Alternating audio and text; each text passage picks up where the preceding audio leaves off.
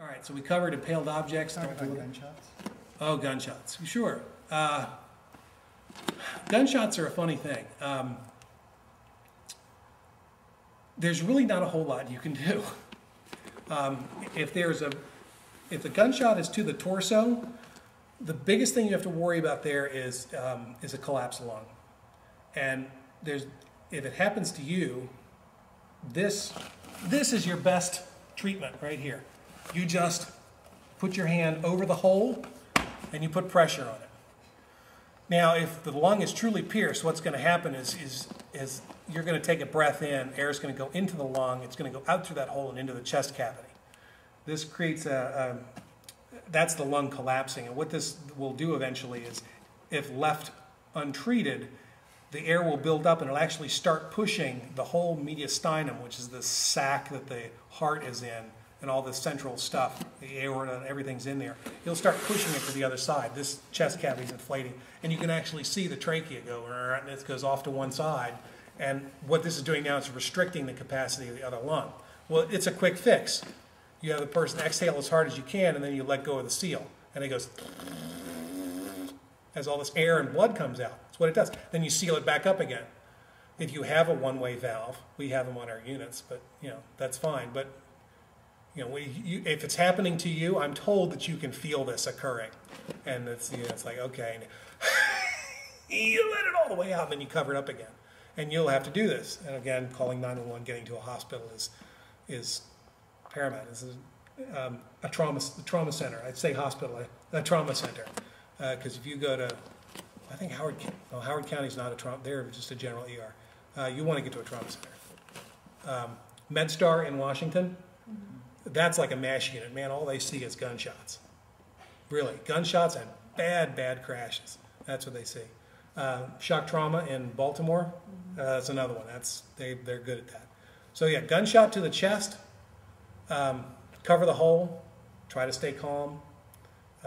Get to definitive medical care as fast as you can. Gunshot to the abdomen. A little different.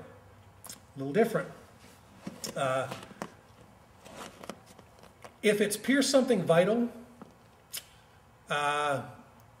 make your peace. You know what I mean? If it hasn't pierced something vital, you've got a long time before things go really bad. Now the liver, you lose a lot of blood out of your liver, and I'm told it's like trying to sew up Jell-O when they go in there. It's just it doesn't sew well. Well, it grows back if they take it out. Yeah, it grows back if they do take a lot of it. It actually will grow back. I asked you earlier, before this, about bleed out times. Yes. Like say you get shot in the aorta, or you get shot in the aorta, you're going to be dead. You're going to be unconscious within seconds to no more than a minute. Dead within 5. It's that fast to the aorta. I mean, that's carrying everything. That's your water main right there. The main arteries that are in the... Yeah. Well, of course, you've also got to think about what else is right here on your center line. The heart's right there. Yeah. You get shot right here and it pierces your aorta. Yeah, you're pretty much a goner. Make your peace and we'll see you in the next dimension. I mean, I hate to be blunt about it, but that's what's going to happen. All it's got to do is gunshots are funny, man. Bullets are funny. All it's got to do is miss it by that much, and you're okay. Sometimes they don't even take the bullet out; just leave it in there. So, well, we could take it out, but it's right close to this. We're just going to leave it there. They do. I mean, probably every one of us knows, within a few steps, a military vet who's still got metal in him. And they work, the guy's it works out of their eyes, and it just pops out someday. The body will eventually get rid of it. It's bizarre. I had a relative who was a Vietnam veteran, and the guy is still shedding metal from a mortar that went off near him. He used to, all of a sudden he'll be like, "The hell?" And the guy's tough as he'll just take his pocket knife, cut it, pull the metal out. And all right, he'll put it in. He's got a jar, dink, and save that one. All right, you Viet Cong. So-and-so, you didn't get me that time. A 22 caliber, now, we'll just talk about calibers. A large caliber bullet, like a .45, first of all, it'll knock you flat. That's why I own one. Secondly, it makes a big wound. I mean, it pops open this big wound channel, and then that. So you're talking about moving all these organs suddenly out of the way and then bringing them back in, which will damage them. A high velocity round, like a rifle, will go in like this, and then it'll just like remove a hole that big in the back.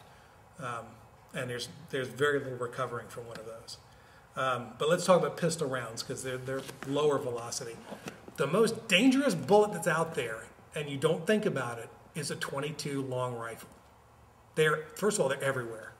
But a .22 caliber bullet, they do funky things. I had a guy who was shot in the foot with a .22, right? The bullet ricocheted off his instep, went underneath his skin, ripped his femoral artery from one end to the other, and wound up in his heart.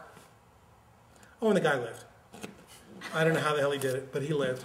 But we shot, the guy's going, he's profound shock, and we couldn't figure, he's shot in the foot. Well, I found out that the thing went all the way up. Had another guy who tried to commit suicide by shooting himself with a .22 rifle. The only way he could do it was to hold it out to his right side, like way over here, like this direction, okay, to pull the trigger, and the bullet went across and bounced and hit like pinball machine, like hit every rib and hit every single organ in his thorax. It went through his diaphragm 4 times. Ding, ding, ding, ding, ding, ding, ding, ding, ding. We've had people, and this is why all your movie bad guys use .22s to cap somebody in the head, because once that the bullet will have enough oomph to get into the skull. It won't have enough oomph to come out. What it does is it hits the other side of the skull and then goes around the inside of the skull like a hamster on a wheel and causes a huge amount of damage. I had a guy who a police officer shot him in D.C. I was working for BCC Rescue Squad, and we run parts of the district. Guy turned around, went for, the guy the cop was chasing, went for something, and this is when the cops had 38 revolvers. Guy shot him straight in the center of his forehead with his .38 from a range of about from me to you. The bullet went in his forehead, skidded underneath the skin, around to the back of his skull, and then blew the back of his scalp out. So I get there on the scene, I'm looking at a guy with a bullet hole right here, and the back of his head is just wreckage, and he's having a conversation with me. And I'm like... But it didn't go in. No, it didn't go in. It just went around the skull, and then because they were using round nose lead bullets without jackets on them. So the thing just hit, and it hit at the correct angle that it just went zip, boom, and it popped the back of his head, but it never hit his brain, and he was having a conversation. Bizarre. Guns do really crazy things. I also learned on that call, never cut a down coat off in the back of an ambulance. Man, we found feathers in the back of that ambulance for like a year later. They went everywhere. Everywhere. They're all over the place. So gunshots are funny things. You can have somebody hit with a really fat round and it won't do anything to them, and 122 will kill a guy just like that if it hits him in the right spot. If it goes in the ear and hits the brainstem, it's lights out. And I've read, accounts of police shootings where a police officer with a 40 caliber, fairly large size round, 40 caliber Glock with 15 rounds in it, had a suspect who drew a gun on him, and his cop shot him and connected 15 times with 40 caliber rounds, and the guy went down on his knees. The officer dropped his magazine and reloaded another one and was getting ready to hit him again, and the guy just said, "Please stop shooting me. I've had enough." And the guy lived. There are also cases where a police officer got into a gunfight with a guy in an elevator, and they expended 12 rounds. They both had revolvers. 12 rounds. Nobody hit anything. There were bullet holes all over the elevator, but none of them were touched. This is why we tell you guys you need distance. And this is one of them was a trained police officer who is, every year they got to go qualify. He in an elevator shot at a guy 6 times and missed him all 6 times and was shot at.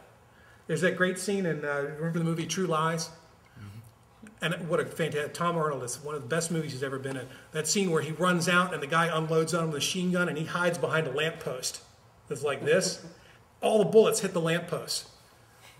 And the guy takes off and starts running. He's sitting there going, whew. and he kisses the lamppost and then takes off.